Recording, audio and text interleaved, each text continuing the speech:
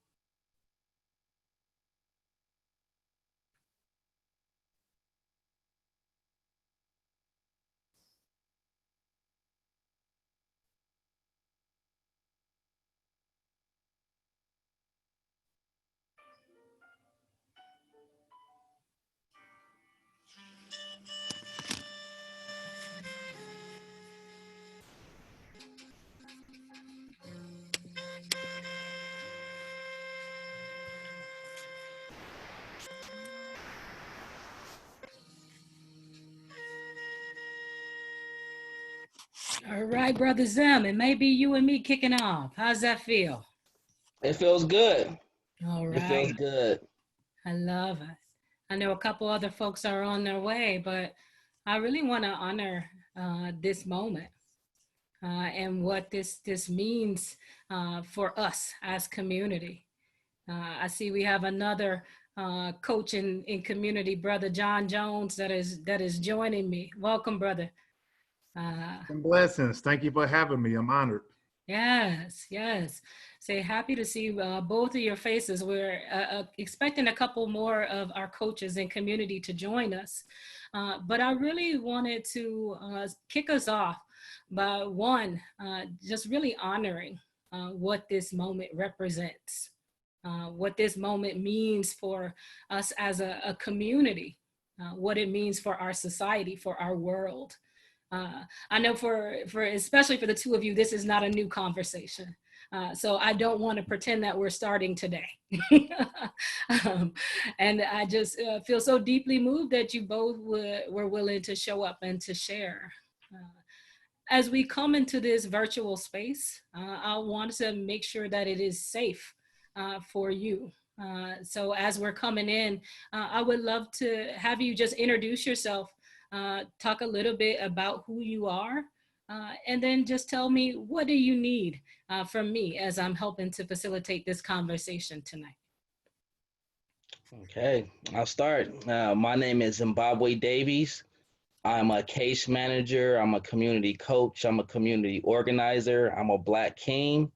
Um, and I have what I need tonight. This platform is what I needed. Hmm. Thank you, Zam. Brother Jones, what about for you? Okay, apologies for getting situated. My name is John Jones III. I wear multiple hats. Right now, it's a Raider one. Um, I'm on staff with Just Cities, where I serve as the Director of Community and Political Engagement. And being a certified life coach, those skills are very transferable because I work directly with residents who are impacted by systemic issues with a focus on empowerment. And what I need in this moment, I have learned that I have everything I need. I think more often than not, we are set up to approach with a deficit perspective, as if outside forces and systems are needed for our freedom and liberation. We have everything we need because our ancestors and elders make sure of that. So Mm, at the end of the day, if we need anything, it's just each other. yeah. Thank you both. I want to extend a couple of invitations to each of you and then to the community that has surrounded for this conversation. My invitations are these, is that this conversation is for us. This conversation is really for us to have this space to connect deeply and hopefully to really support our healing as a part of that. That my invitation is that you show up only as yourself, not having to at all feel like you're speaking on behalf of any race, any gender, only as yourself in this moment. But really being able to share your experiences as truths. That is my invitation. So with that, I want to kick it off with a few questions that I've asked you to think a little bit about, and then we'll see where it goes from there. I also want to invite the community that has joined us to come in. If you have questions for us as coaches, you can go ahead and use the chat feature to go ahead and type those questions. I'll ask them as we move throughout our time together. So my first question is this, really in your seats and where you stand, how are you seeing this moment?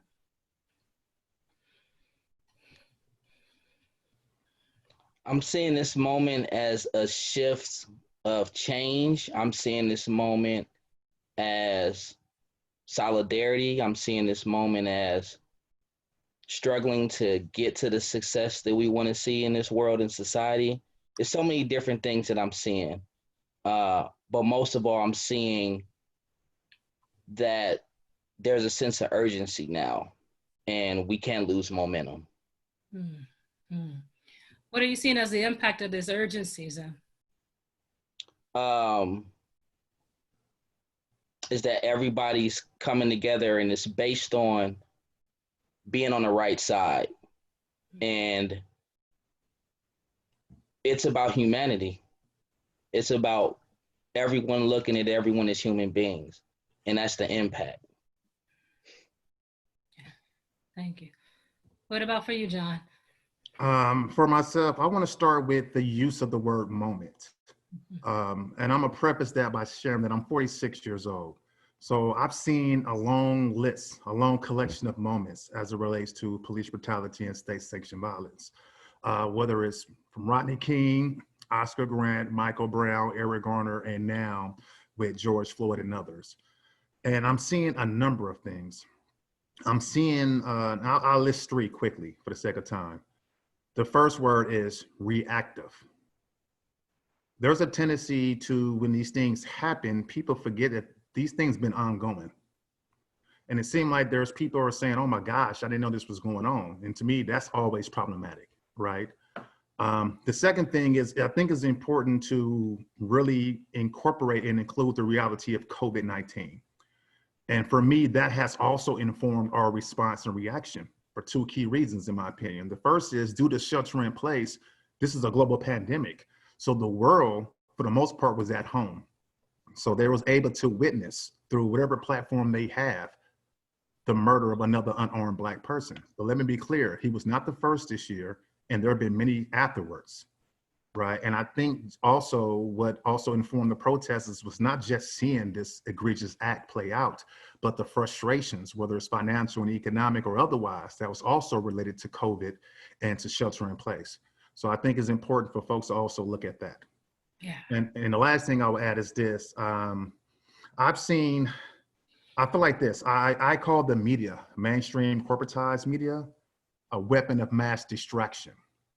The ability to control, I call it predictive programming. There are certain aspects that takes place. And I just want to real quickly share these three things. If you think about 9/11, it was a brief time period where many people in this country had a romance with the NYPD, right? We've seen the images of NYPD and NYFD. Women and men enter these buildings, risking their own lives, saving others.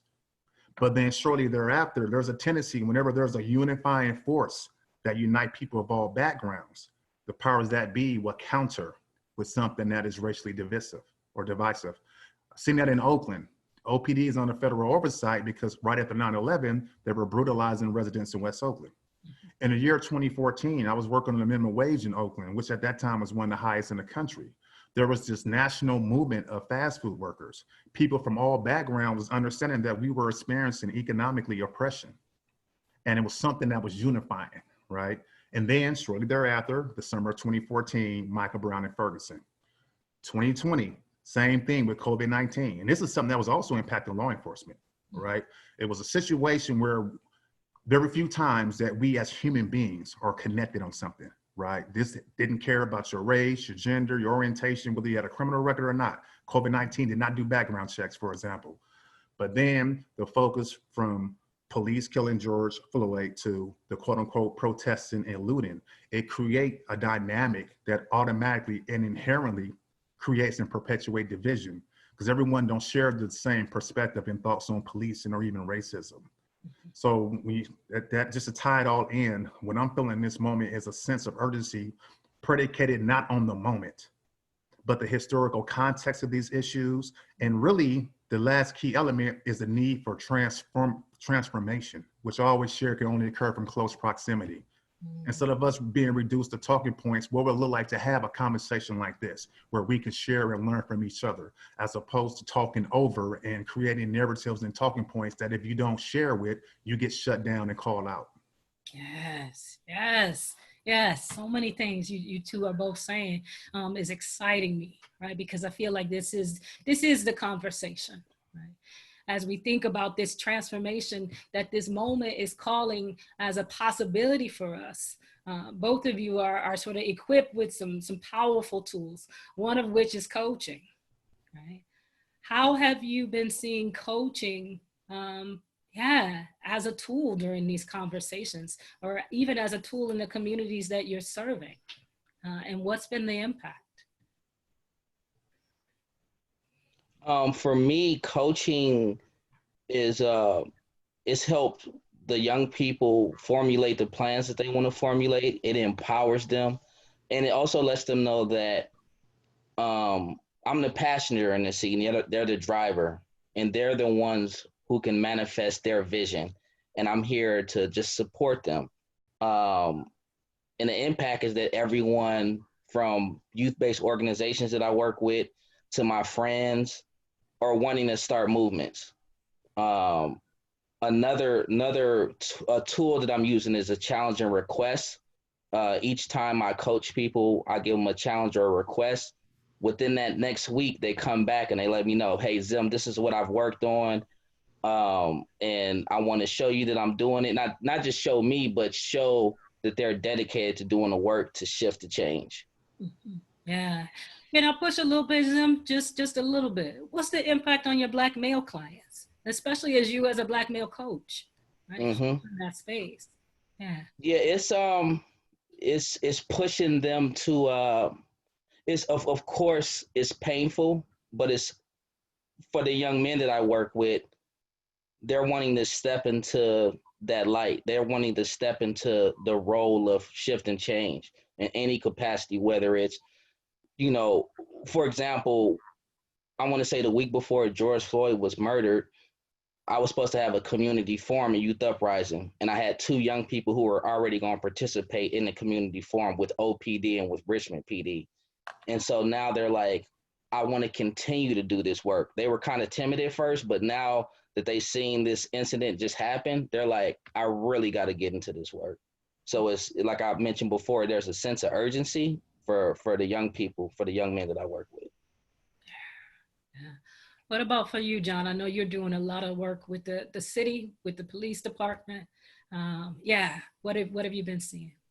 Right. Yes, because to your point, like the work I do is macro and micro, right? So it's dealing with the powers that be, addressing systems, but it's also involving people. So it's three quick things I use. The first is cultural humility.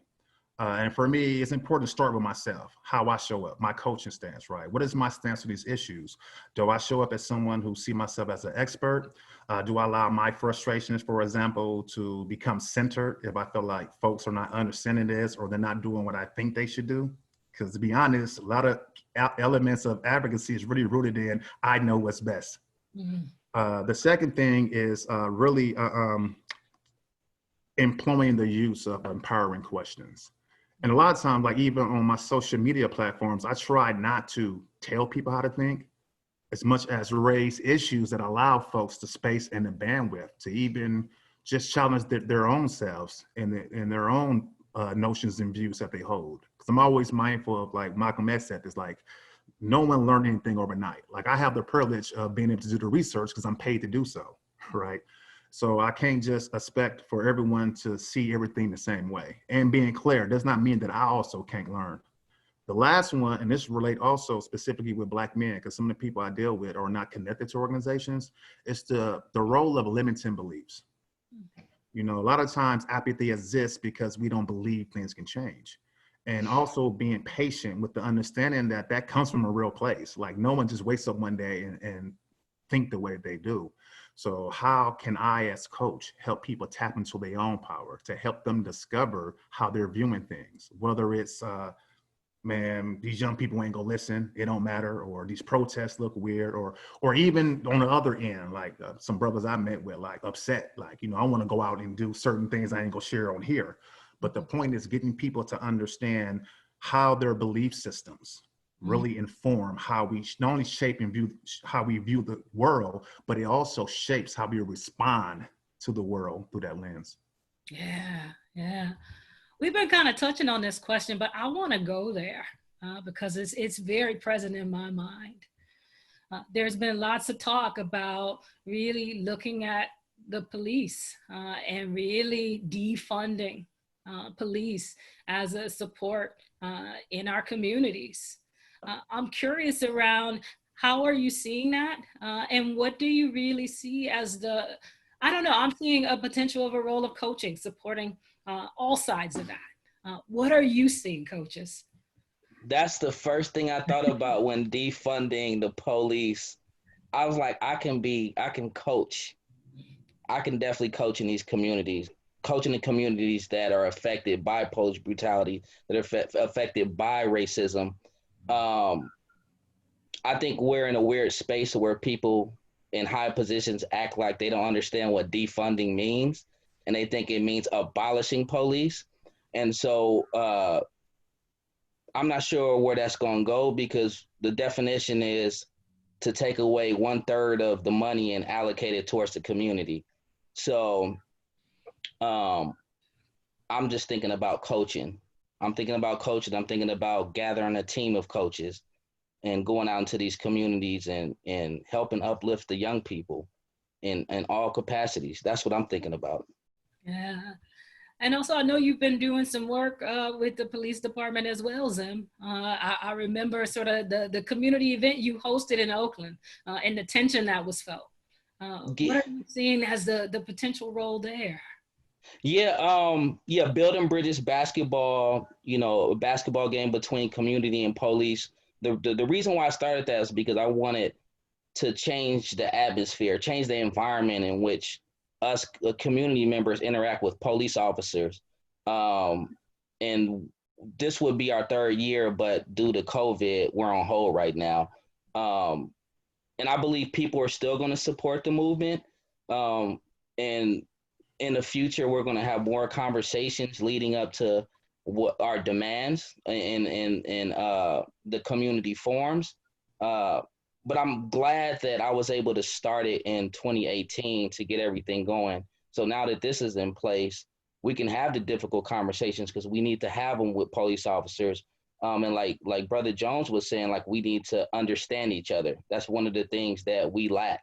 And so I think moving forward, we need to be in settings like home settings with police officers instead of buildings and, you know, the settings that we're normally used to with police officers and politicians. And for example, even with the community forum that I was hosting, we were going to set it up like a living room setting, just so it can feel like you're at home having this difficult conversation, opposed to sitting at a desk and it's like I'm teaching you or I'm being ridiculed. No, this is, you know, when I was a child and I would get, you know, my mom would get on my line, it would be on the couch. She didn't take me to no special room. And so we have the ability to teach officers how we want to be protected and served, and what kind of environments we want to share with the spaces we want to share with them.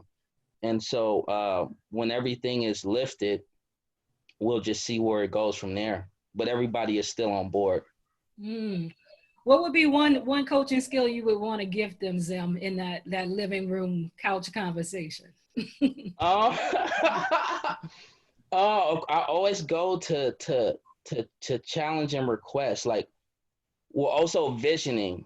I would like to challenge people to vision what they want their community to look like.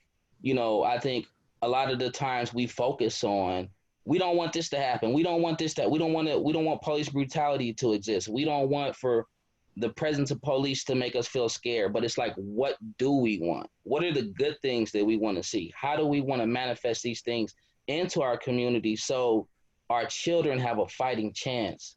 And so it's about looking at the voids and sending that challenge and request to the voids, because the complaint list can be like this long. And so when you start asking people like what positive changes can be made, it's going to challenge people to think and to formulate plans. Yeah, thank you. Brother Jones, I've been waiting for this. Right? But I say, I'm glad you didn't start off first. I probably would have jumped off here when I have to say. I want to start with this. I think it's always important to center the reality of the complexity of these issues. Like, police is not a singular phenomenon, right? It's many moving parts. And just real quickly, when people say things like state-sanctioned violence, I always expand that definition. For me, violence sanctioned by the state, and the word sanction we know is either to approve or to punish. It's not just the role of police officers and the harm that they do, including the killing of unarmed Black people specifically. It's also the harm that the state does when it relates to mass incarceration. There's another one I want to add that most people leave out their narrative. It's community violence. That to me is also a form of state-sanctioned violence, because going to the conversation around defund police, we spend disproportionately too much money on law enforcement and we're not investing in the community. And we know police by definition is reactive. It's enforcement. They enforce the law. So as long as we maintain that paradigm, we would never achieve true public safety. I also think that there's a clear role for both police officers and community. I want to be very clear on this. And I appreciate, as the brother said, like envisioning. How do we get officers to really envision what public safety looks like? Because they're going off a system that's really rooted in slave catching, right? The concept of private property. And it's next to impossible for people to see how complicit they are. So I'll give you an example. Like, I detest terms like implicit bias. I think what it does, it coddles people. It gives people a way out. No, racism is racism. My youngest son is 5 years old. When he do something wrong, know what he says? He says, "Daddy, I didn't pick my toys up. I'm sorry, I won't do it again." He's 5 years old. You pulling over Black people. We've seen Dylan Roof ambush 9 people in the church, get arrested, forget shot, choked, murdered, beat. He was arrested and taken to Burger King. So the conversation is not about training. What we need is a system of accountability. And for example, it's a reason why we receive tickets for minor traffic infractions, because that's meant to disincentivize us from doing those type of activities. Same thing needs to be held true for the police. It's not just a matter of saying hold yourselves accountable. We need a real system that would disincentivize. And usually, this is America. We're talking about money. In terms of coaching, for me, that has been taking place 2 ways. So the new interim police chief, Mannheimer, I had a chance to have a number of conversations with her. And she reached out to me because she's aware of the work that I do. And I had wanted to share with her that in her position, she, whether she likes it or not, has inherited the mantle, the systemic history of OPD as it relates to Black people. I mean, there's a reason why the Black Panther Party was founded. And people forget the last 3 words: for self-defense. So what's been happening is police officers have been acting as if they are the victims. So the analogy I use is someone that's formerly on parole. I could be upset at my parole officer, but at the end of the day, I have to ask myself, what was my actions that contribute to me being on parole? And if I want to get off parole, I can't just do status quo. I have to do above and beyond. So right now, don't do a few things and say, look, we're doing our part. Like, no. And to be clear, for those who don't know, many of us that worked on the police commission, the only reason why Oakland has one is not the goodness of these folks' hearts. It took something horrible, including a sex scandal that they sat up on and buried. And that only broke because the officer involved killed himself and left a suicide note. So we have to really look at this. But also, community. So I was interviewed by the San Francisco Chronicle, because one of the things I saw that disturbed my spirit greatly was, because I know people are talking about right now the diversity of people protesting. But I'm gonna be honest, as a Black man who has experienced police brutality, including 2 of my childhood friends murdered by OPD, it was very disturbing to see white people on TV holding signs saying, "I can't breathe." Right? People need to coach folks on how to be an ally. And I gave some clear advice. I think we have to center, our movements need to center those who have been impacted by these issues, right? There's a role for everyone, and we can coach people. I always said this: if you don't live in Oakland, don't come to Oakland. We know the issues here. We need to bring that awareness to Emeryville, to Albany, to Piedmont. Do this where you live. Do this where you work. Man, in fact, let's be real. Do this at your dinner table. You know in your family who's voting for Trump. Like, don't create this element to where we are joining the choir, because transformation at the end of the day is getting this word out to everybody. So I think that this is a viable opportunity for coaching, and I've been trying to do my part, just letting people know that there is a process, right? And we have to operate not only from integrity, but from discipline. Yeah. Thank you both, coaches. I want to go to our community that has joined us for this discussion. There are a couple questions, and folks, I ask that you keep sending questions because we definitely want to make sure everybody comes in. The question from one person is, there's some folks on the call that aren't necessarily coaches. So from both of your perspectives, how would you define coaching?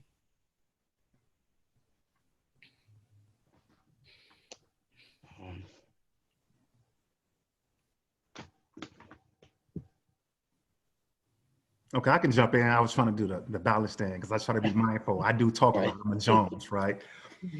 I would say the first thing is this: many of us have already been doing things and don't know it. We just didn't have the language for it.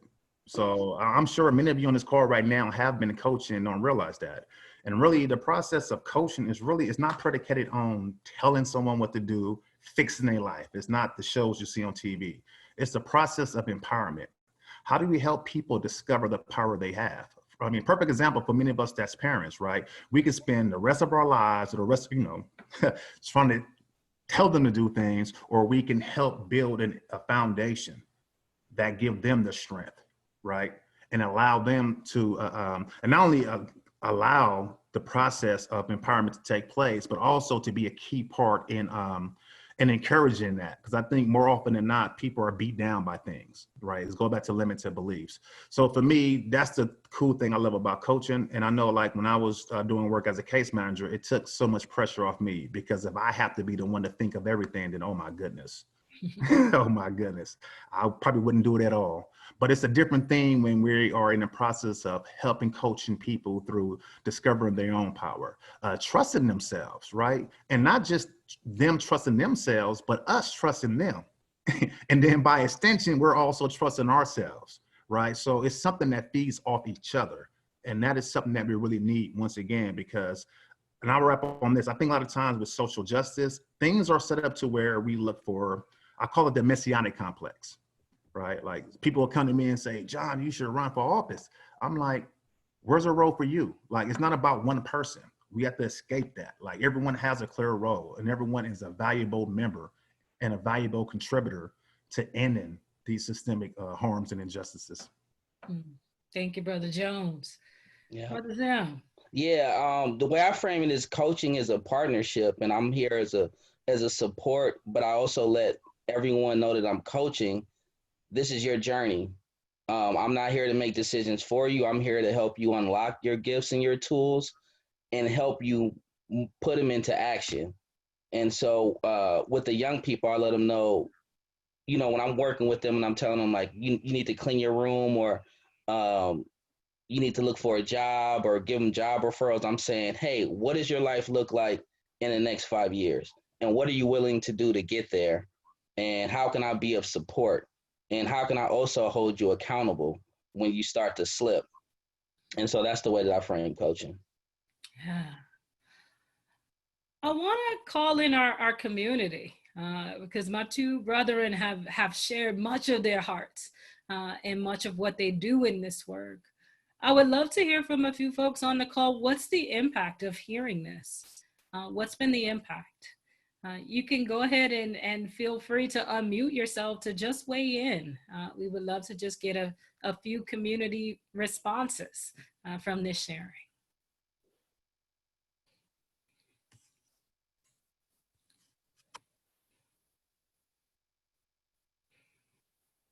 Don't tell me everybody on here, but they're on mute because they're watching TV or something. How y'all doing? How's it going, Brother Marlon? We ain't all on mute. I had to close my door. I think I just want to say that it's empowering to hear the message that you men have shared this evening. And I'm not a coach, but I work for Rising Sun Center for Opportunity with Job Training Program, and I work with our primary objective is to work with low-income individuals with barriers to employment, and we want half the people we serve to be women. So, and we like 40% reentry. And I'm also currently a returning citizen myself. So I'm able to kind of work with people that have been through some of the things that I've been through. And I think that the message that you're providing today is powerful, and spreading this message and bringing this self-awareness to people in the community is valuable and very key. And I'm just proud and happy to be here this evening to hear the things that you're saying. Thank you, Brother Marlon. And thank you for the powerful work you're doing in community, right? You're welcome. We need folks to be able to come back home comfortably. Yes. Yes. Mm-hmm. Who else? I think someone said you have to unmute, folks. Yeah, this is go for it. I just want to thank you both, and also you, Leslie. It's powerful to see what you both are doing, and knowing the lives that you're changing in the community. I work with young men and women in prison, and just really excited because I know that you're changing lives, and look forward to seeing more Black male coaches. Thank you. Yeah. I think the last two comments are bringing up a question for me. And really, it's the acknowledgement that we know that much of our beloved Black community is currently being held behind bars, incarcerated. And we know very much the impact of systemic racism on the number of people that are incarcerated. I'm curious, what do you see as the role of coaching in supporting folks that are incarcerated, right? And even folks that are returning. I know that you both have done lots of work in this area. Right. I'm thinking about, of course, going into the jails and doing coaching, but also helping them get certified so they can coach each other. You know what I mean? Because I haven't experienced what they experience. And so I think that going in there, doing coaching, but also giving them a tool and getting them certified and having them relate to with each other, that would be way more golden than me just going and doing coaching all the time. I would say for myself, I mean, in a lot of ways, this is my bread and butter, right? As someone that's formerly incarcerated. And I would share that when I paroled in 2012, I was unsheltered and unemployed for 18 months. All of this despite being a licensed aircraft mechanic. And for folks who experience having a record, like that is a source of stigma and shame. It's something that is not safe for people to even share. So for me, and when people talk about leadership, right, to me, there's two key styles, right? There's one that's really predicated on how popular someone is. You know, sometimes people say that if you're a leader, you can't be a leader unless you got a certain number of people following you. I don't always share about that metric. That means Donald Trump is a far more effective leader than Jesus. You know, I mean, like, what are we talking about here? To me, it's not about having people follow you, because to me, that's not what coaching is about. For me, my leadership style is making myself vulnerable. So unless you know this, like I spend a lot of time talking about me because I don't want to share other people's stories without their permission, right? So I put myself in a position to where I want other folks who have that similar spirits and background, that you don't have to be ashamed of what you've been through. because I always say this, no one succeeds by themselves. The same thing is true with quote unquote failures. It took help. So we do our part, but there are also a systemic nature of that. And just real quickly, there was an ordinance that we worked on that we passed in the cities of Oakland and Berkeley. It's the Fair Chance Housing Ordinance that we named after Ron Dellums. And it was kind of prophetic because this was right, obviously prior to COVID-19. So we know 1,000 people were released from Santa Rita, as well as thousands from state prison. For those who are returning home to Berkeley and Oakland, they have an opportunity to access housing. So for me, the coaching is demonstrating what it looks like when we trust ourselves to be the subject matter experts over things that we are impacted by, and not necessarily waiting for the money or waiting for this issue to become popular. Because like I say, that's sometimes problematic. And even when you look at the larger issues and movements, more often than not, when they're led by people who don't have those experiences, what it does for someone like me, I don't feel safe, or I might not see my role in that. It's not speaking to me in my heart, right? So we need to make sure that we are always intentionally creating space, which once again, and this to me is also an element of coaching. In organizing, we have a principle, it's called the one-on-one. That means we sit down with someone and we get to learn about them, their life, their experiences. So we take it from being transactional. I'm coming to you, here's a flyer. Oh, Leslie is doing this thing tonight at 7 o'clock, join, and then that's it, right? Make it more relational. Because once we're transformed by that close proximity when we engage in discourse, because I always say this as well, we don't know what we don't know.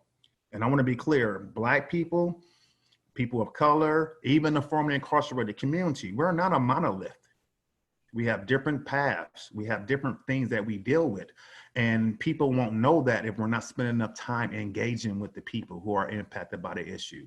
So that's also part of coaching. For folks on the call, take some time out to meet someone who has this experience. Because I can tell you right now, at the end of the day, I would not do this if it wasn't for two things. Number one, my mama always believed in me when I was in prison, when I didn't even see a way out. You know, I should tell her, it's easy for you to say you don't have the record, but when someone is consistently lifting you up, despite the evidence of your eyes, because you know, what is faith? It's the definition of things hoped for based on the evidence of things unseen. So when we can't see it, as coaches, our job is to help the person see it, even if they don't see it, and to remind them of that. I'm here to remind you that you're beautiful. You have everything that you need. And that's the energy I feed off. I couldn't do the work that I do if I didn't have so many people, especially people I didn't know, who come to me and they reaffirm me in that manner. If they just said, man, you just a convict and you a criminal, I'll be doing something else right now. So we all have power and we're all coaches, whether we know it or not. Yes. Woo, I love it. I'm like, my powerhouses. Other questions or comments for the community, from the community. There's a button at the bottom that allows you to raise your hand. We can get you unmuted, or you can just type in the chat that you have a question or a comment, and we can unmute your mic. I would love for folks to hear from you. Kristen, come on in. Well, first I want to say thank you, Zim, Leslie, John. It's essential conversation. And a lot of us are on the East Coast, so we stayed up for this. Thank you. Yeah. Greatly appreciate it. I want to pick up on the thread of vulnerability. And I'm really curious if we could dig a little deeper around the bigness of emotions and feelings, like before you can even get into the work, just to hold space for these like just massive emotions. Just would love to have dialogue around that. Yes. Thank you, Kristen. Yeah. Who wants to jump in first? Yeah. I guess I'll go. One of the things I've always believed in is there's strength in being vulnerable. As a Black man, I was always taught that was, if you're vulnerable, you're weak. But all of my trials and tribulations has got me to this point, to you seeing me on this screen. So I had to go through hell and back in order to be a coach, to be a community organizer, to be a staple in the community. And you have to go through stuff to learn. You have to live. You have to have the emotions that don't feel good. How do you strive for what you want to feel good if you don't know, if you have never felt pain, right? If you never felt struggle, you're not going to strive for anything. And so I embrace I embrace the struggles that I go through, and even the pain. Like some days I'm really upset and I'm crying, and not even based on what I'm seeing on TV or social media, but just thinking about my niece who's 4 years old, and this world that she has to live in. She knows nothing but love, and for me, it's like I'm gonna do everything in my power to fight for that. And there's so many people who are doing the same thing, because I don't want her to experience anything unpleasant, police brutality or racism, and so it's so much bigger than me. Like if something happened to me tomorrow, of course it wouldn't be cool, but I would be content as long as my family good, as long as there's people in place who can take care of my loved ones. I'll be fine.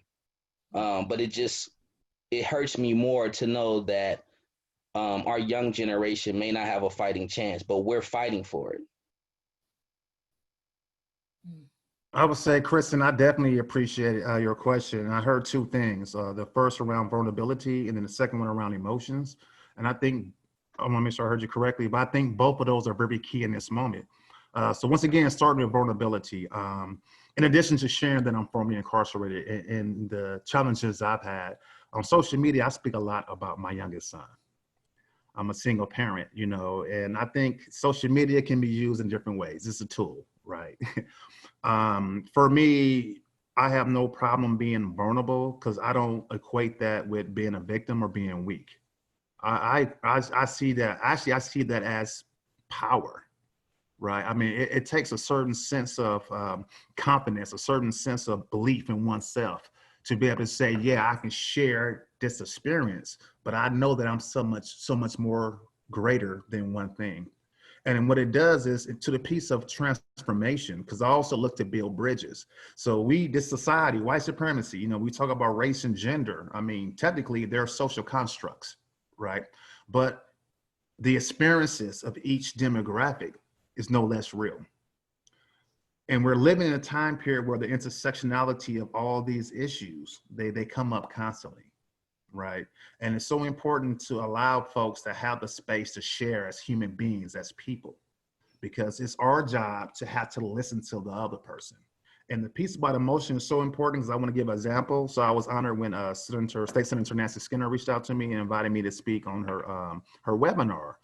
And one of the things that I really emphasized was there's a tendency when we see trauma, like folks like George Floyd murdered, we try to rush to solutions. We're full human beings. First of all, I don't want to hear anything about solutions right now. The man said, I can't breathe, right? Can we right now just breathe? Allow us to exist? Because sometimes our emotions is uncomfortable for other people. No, you're going to sit in that because we have to sit in that for centuries. It's okay to sit in where we're at now, because that's part of our healing process as well. Going back to when I referenced Dylan Roof, I noticed that immediately within 24 hours, people come in talking about apology. Hold on, no. Or forgiveness. No, we're not having no forgiveness conversation. That's off the table right now. Right now, we want to be, whether that's angry, whether that's grief, whether it's confusion, whether it's whatever it is, as full human beings, because that's part of the healing process. And that also creates a paradigm to where people can really understand the severity of these issues, that it's not just written off as something that they see on TV. Because to be honest, there is an element of voyeurism to this as well. So all these things are important. And it's always important to me, like I say, to connect the two. And I'll give you one last example. So on our campaign in Berkeley, trying to get a fair chance housing ordinance passed, it was a very extensive, long, drawn out process.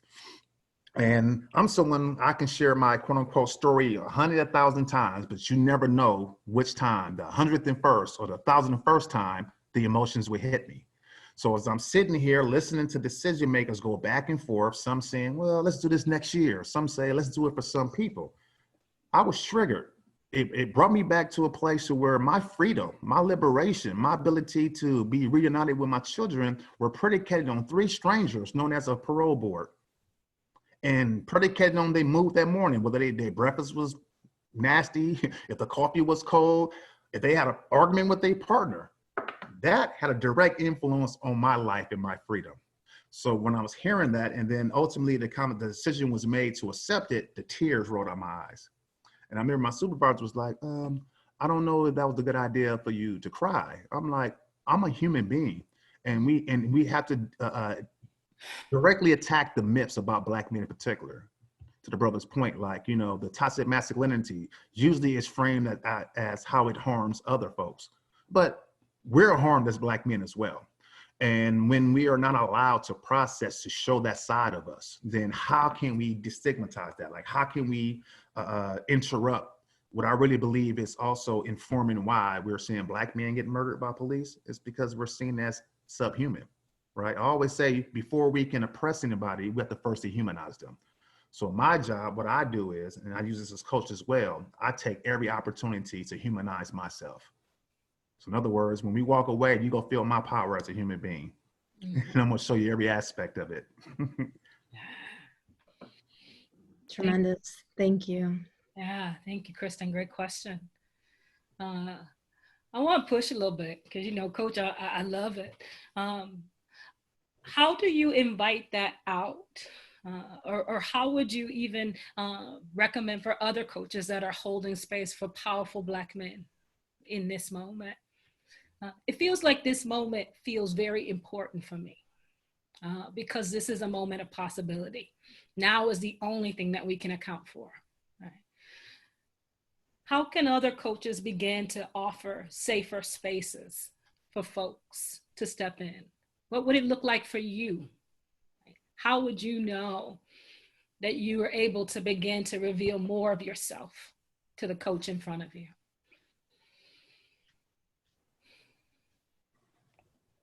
Just asking the question, how can I create the safe space? Ask the people who you want to coach, how can I create this safe space? And right now I feel safe within this space. Yeah, it's as simple as that. I'll say for myself, there's two words that came up. The first is intentionality. You know, if you're sitting in a dirty room, you can't just blink and just wish that the room magically would clean itself. You have to be intentional about cleaning that room up.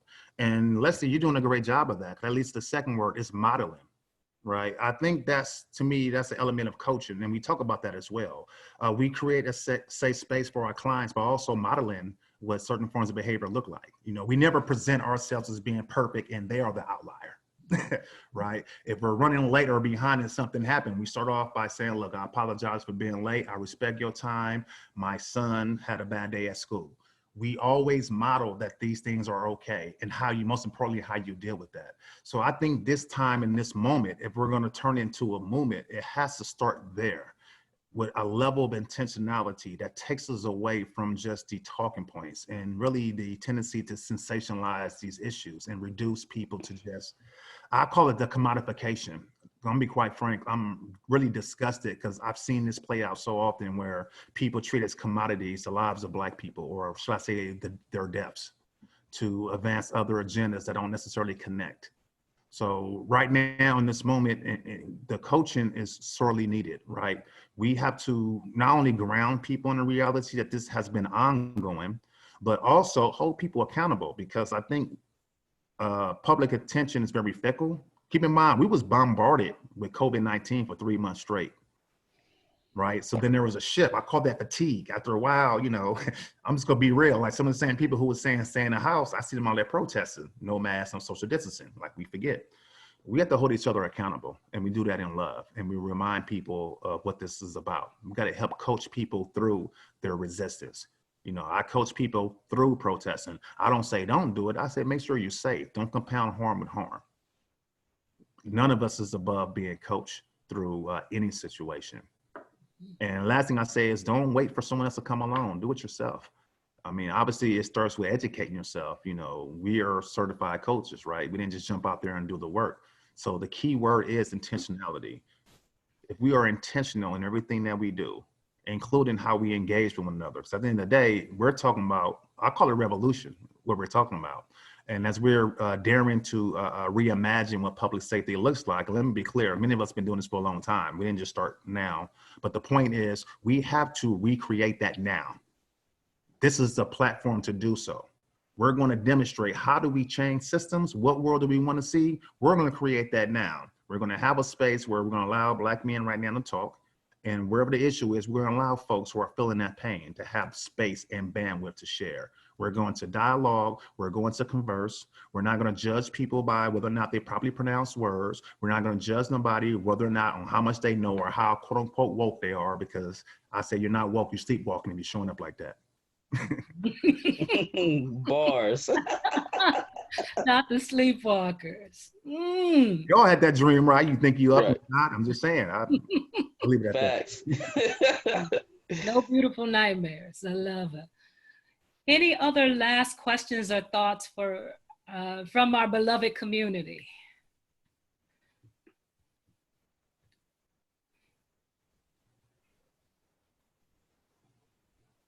We'll pause just in case folks are unmuting or figuring out how they want to close.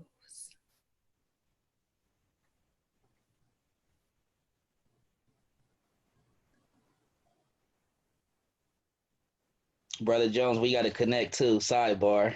Yes, sir. Yes, sir. Absolutely. Yep. So I'm not seeing any questions or comments from our community. Any final thoughts from you two? My final thoughts is one of the things I tell, I've been telling my friends lately that's planning on starting movements is to practice self-care.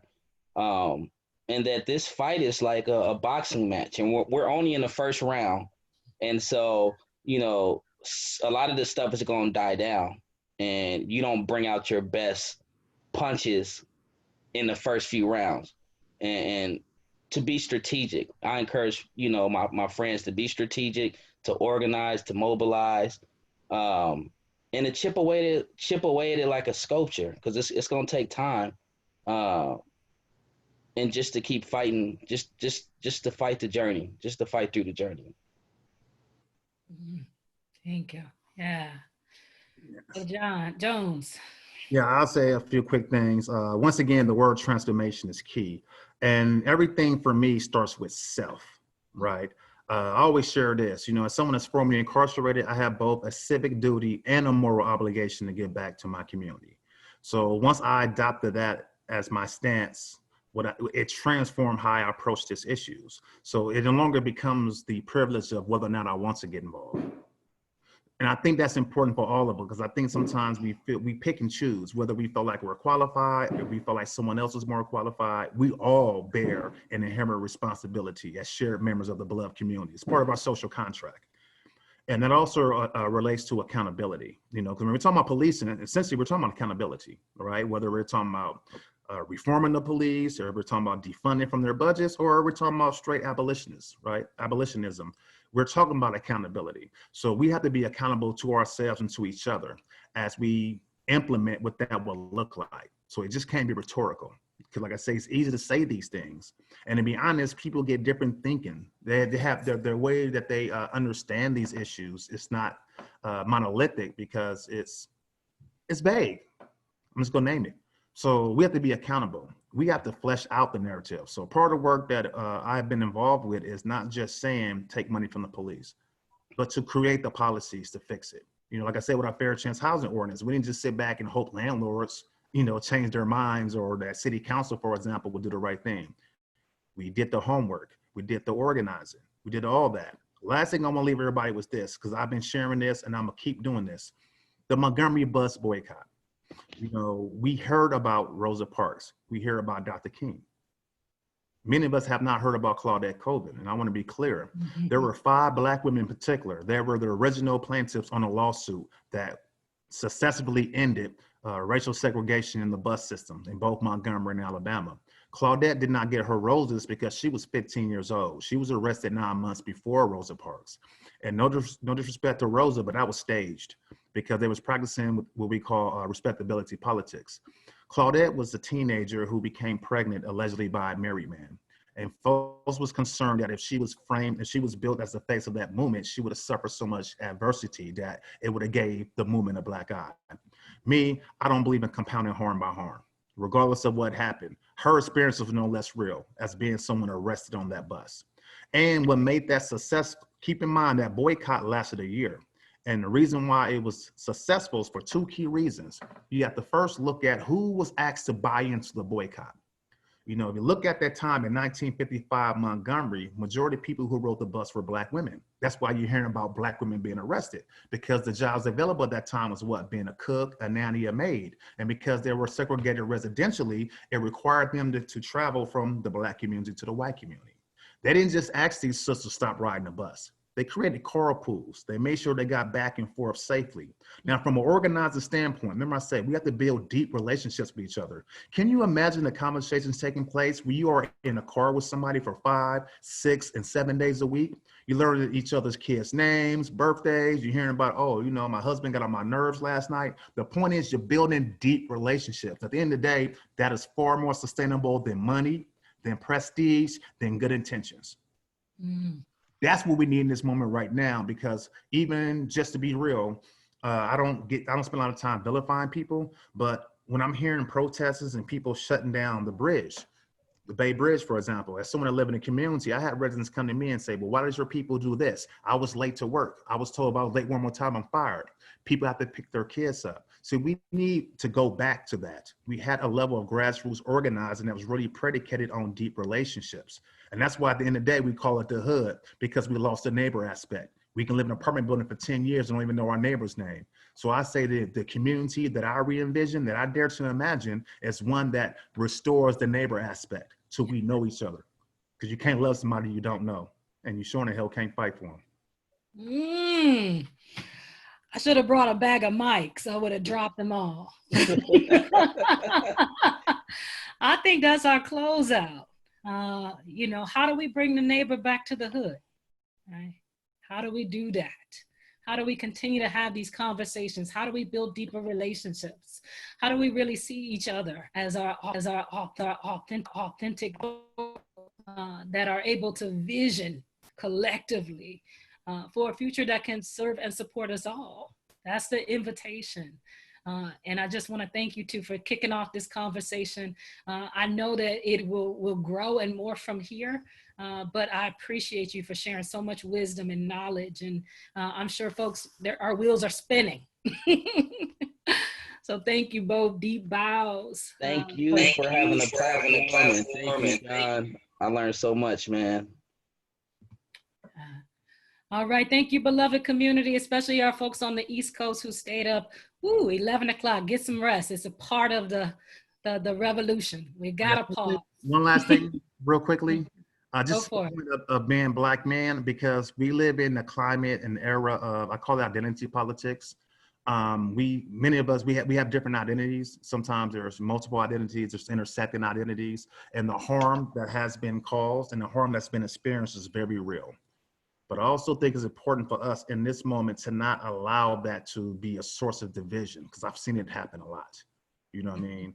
We have to get to a place when we're talking about coaching, we have to coach each other through these experiences, because really the focus should be on the system and the systemic nature that on one hand rewards and protects some while punishing and withholding from others. So we are not each other enemies. We're full human beings. And if we take time to understand how we think and how culture and society has indoctrinated us, then we'll be closer to really ending and dismantling hate, as opposed to saying, okay, treating a person as an outlier, taking them from a culture that could be misogynistic. Well, I ain't gonna say can be, that is misogynistic, that's homophobic, that's transphobic, right? It's an element of call out culture, I think causes more harm than good. You know what I mean? That it's not transformative, because once we other people, once you other, you're by definition, now I'm defensive. So now I lack the ability to hear you. I'm no longer practicing active listening, right? I'm going backwards to inactive listening. I'm just waiting for my turn to talk. So now just reactive. Wait a minute. And we hear this right now, right? You get one group of people talking about why the police killing Black people. And then other people over here saying, well, why y'all don't say that when it's Black on Black crime? People are not hearing each other because we're not hearing each other. That sounds crazy, but that's the truth. We have to get to a place to where we're not, our messaging and our framing is really not rooted in perpetuating systems of harm. That's just my approach. And that's been the way that I operate. And I just think it's more transformative, because everyone, including the police officers I've been talking to, you'd be amazed and surprised that some of them understand this, right?